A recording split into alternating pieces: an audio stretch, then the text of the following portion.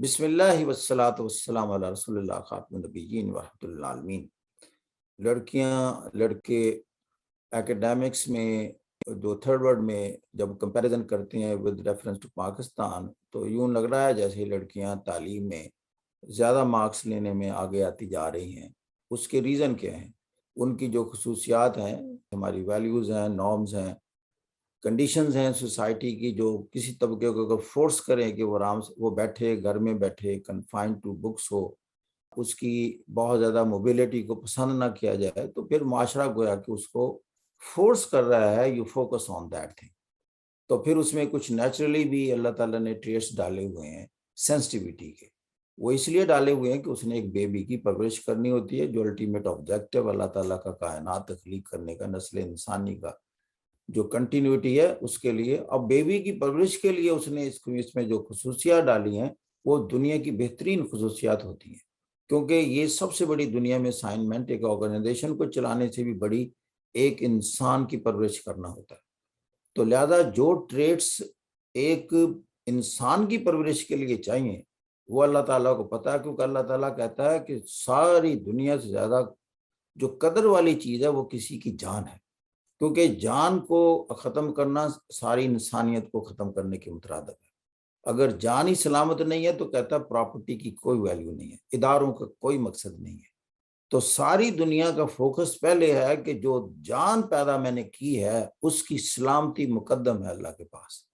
تو لہذا اس نے جان کی ابتدا جس نے اس کو کیئر کرنا ہے، that is the institution of mother. تو لہذا وہ مدر کو ایسی ایسی خصوصیات سے اس نے نوازا ہے کہ جس میں بہت زیادہ سیلف لیسنس ہو، caring for that small baby, helpless, totally helpless baby, جہاں وہ اتنی سینسٹیو ہو کہ اگر اس کو کوئی بھی ضرورت پڑتی ہے، اس کی صفائی کا معاملہ ہوتا ہے یا اس کی فوڈ کا فیڈنگ کا معاملہ ہوتا ہے، تو شی forgets everything and then she reverse or the response to the needs and the wants of the baby۔ یہ جو سیلف لیسنس کا مظاہرہ اس کے مزاج میں رکھا ہوا ہے، اپنے آپ کو قربان کرنا بیبی کے لیے، بیمار ہو جائے تو جتنا اس نے تڑپے گی اس سے بیماری نہیں دیکھی جاتی۔ اب اللہ کہتا ہے مقصد ایک ایجوکیشن کیا ہے، ایک as a scholar, as an intellectual آپ جیسے ہیں، آپ اس میں سے کیا ڈیڈیوس کرتے ہیں for the welfare of the humanity, and what is the lesson from this divine system of creating the environment to look after the baby when he or she is in extreme weak episode of his or her life, who has selflessness, care of others, responding to the wants and needs of the downtrodden segments and those who are totally helpless۔ اللہ کہتا ہے وہی welfare state ہے۔ لہذا دنیا ساری یہاں پہنچی ہے کہ ویلفیئر اسٹیٹ اسے کہتے ہیں جہاں کمزور طبقات بھی اپنے آپ کو محفوظ سمجھیں، اور جنگل کا قانون وہ ہوتا ہے، اس کا اینٹی تھیسس، کہ جہاں کمزور طبقات کو لوٹ لیا جاتا ہے، کھا لیا جاتا ہے، تباہ و برباد کر دیا جاتا ہے، اس کا استحصال ہوتا ہے۔ یہ انسیولائزڈ، باربیرک اور سیویج ایرا کی سوسائٹیز ہوتی ہیں۔ جو انسان ترقی کر رہا ہے اس میں response to the needy, to the poor, to the down ٹروڈن بڑھتا جاتا ہے۔ اور اس کے بعد اگلا سٹیج اس دنیا کا یہاں پہنچا ہے، don't stop at the welfare state concept, you go beyond that to create the welfare globe. تو ویلفیئر گلوب کے لیے یو این او آئی اس نے سرٹن گولز بنائے، جس میں ہیومن رائٹس کا چارٹر بنایا کہ بیسیکلی ہیومن بینگ کو کیسے لک آفٹر کیا جائے۔ تو اسی کے ادارے بنے کہ اگر فیمنز ہوتے ہیں کسی ملک میں، بارشیں نہیں ہوئی، خوراک کمی ہو گئی، تو وہاں بھوک سے مرنے نہ دیا جائے لوگوں کو۔ تو پھر یونائٹڈ نیشنز کے ورلڈ فوڈ پروگرام ہے۔ اسی طریقے سے اگر بیماری سے کوئی کسی ملک میں کوئی وبا پھوٹ پڑی ہے، مر گئے، ان کے پاس پیسہ نہیں ہے، تو ورلڈ ہیلتھ آرگنائزیشن ہے، اسی کی ایجنسی ہے کہ آپ جائیں انسانیت کو اس طرح بے یار و مددگار نہ چھوڑیں اور ان کو نہ مرنے دیں۔ اسی طرح یونائٹڈ نیشنز ملینیم ڈیولپمنٹ گول کا کانسیپٹ آیا۔ انسان کی جتنی بھی ضروریات ہیں ساری یونائٹڈ نیشنز کے چارٹر پر ٹاپ پر جا چکی ہیں۔ تو پوائنٹ اس میں ایک ہی ہے، اسٹارٹ کیئرنگ دا پور، the needy, the weaker segments. اگر معاشرے میں کسی کے پاس صلاحیت ہے اب انٹلیکچوئل کا جو انداز ہوتا ہے انالائز کرنے کا، وہ کہتا ہے کہ اگر کسی کے پاس ہم نے سامان زیست زیادہ دے دیا ہے تو ان لوگوں کی تلاش کرے یا ان کو دے جن کے پاس سامان زیست ناکافی ہے یا بالکل ختم ہو چکا ہے. یہ کانسیپٹ ہے.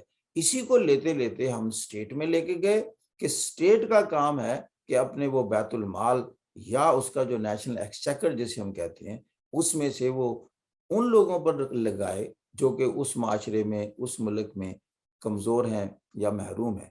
اب یہی کانسیپٹ پھر یو این او پر لے کے گئے کہ اب U N O global level پر دیکھیں تو کتنے نائس آبجیکٹیوز ہیں. لیکن بات ہم نے بس سٹارٹ کہاں سے کی؟ Institution of mother.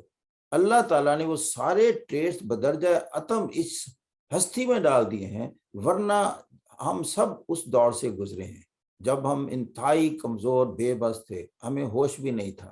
ہمیں اس وقت جس کیئر سے لک آفٹر کیا گیا آپ تصور نہیں کر سکتے. ماں نے کتنی راتیں اور کتنے دن، کتنے مہینے اور کتنے سال، ہماری جان اس کی جان کے اندر تھی، تب ہم پرورش پائی ہے، تب بڑے ہیں.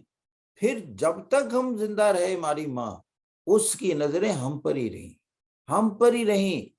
ہماری صحت کا مسئلہ ہو، ہمارے کتنے بھی مسائل ہوں، the mother is still focusing you. اللہ نے کیا ہستی کریٹ کر دی. جب تک اس کی آنکھیں بند نہیں ہوتی، اس کی آنکھوں کے سامنے آپ ہی ہیں. یہی اللہ چاہتا ہے، یہ جذبات کسی طرح حکمرانوں میں چلے جائیں، یہی جذبات گلوبل ہو جائیں. This is divine concept, this is divine objective. اور یہ چیز ہے جب آپ یہ باتیں کریں گے on the answer sheet, certainly that will gather mass, certainly that will create an impact. یہ میں بتاؤں، دنیا کا کوئی کانسٹیٹیوشن اور دنیا کی کوئی سوسائٹی طبقہ آپ کے ان خیالات پر کبھی کراس نہیں لگائے گا، اور کوئی ریلیجن نہیں لگائے گا. کتنی انڈسپیوٹڈ چیز ہے، کتنی بڑی ریالٹی ہے، اور کتنا زیادہ فارگوٹن reality. This is known as the tragedy. We have to fight against these tragic things.